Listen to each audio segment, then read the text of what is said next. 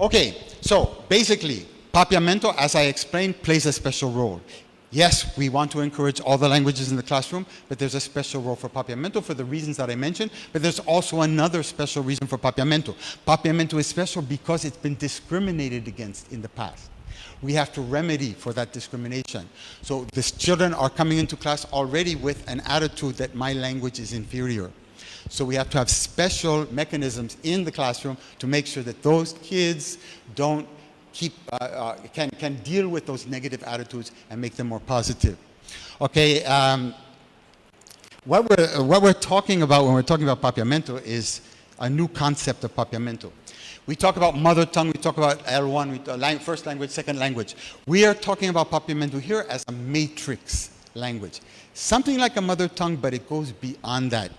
In Bonaire, Papiamento is the language that created the environment, the inclusive environment in which all the other languages could thrive. So that's another special role for Papiamento.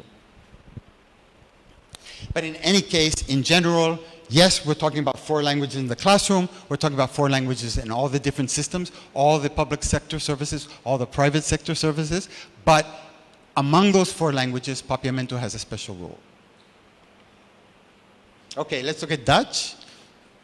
Okay, we know that it has to be completely reimagined and reinvented. It has to be taught as a foreign language for the majority of the students. Now, there may be Dutch kids in your classroom, and you're teaching Dutch as a foreign language. What's going to happen to them? They're your teachers. They can teach the other students Dutch.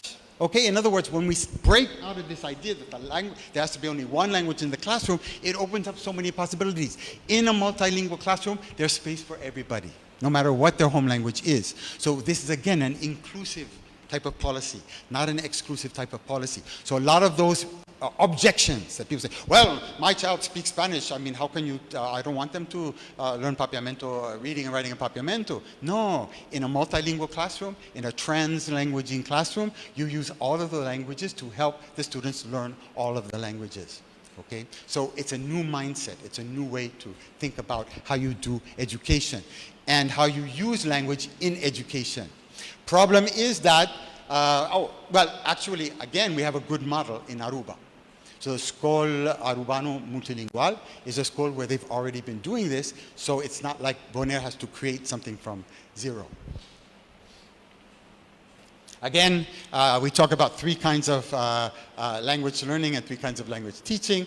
Okay, if a language is the child's first language, that's the logical language for the child to learn all of their schooling in. That's the logical language of instruction. If it's a second language, it depends. If they're in the Netherlands and it's their second language, they're exposed to it all the time. So you can do programs, bilingual programs in the Netherlands, Papiamento or Dutch. But if Dutch is a foreign language for the kids, you should never, ever use it as the language of instruction. Okay, the first rule, the first principle of education is go from the known to the unknown. You use what your students know to teach them something new, okay? But if you use a foreign language as a language of instruction, you're disobeying the very fundamental law of education. And this is what's happening every day in the classrooms of Bonaire.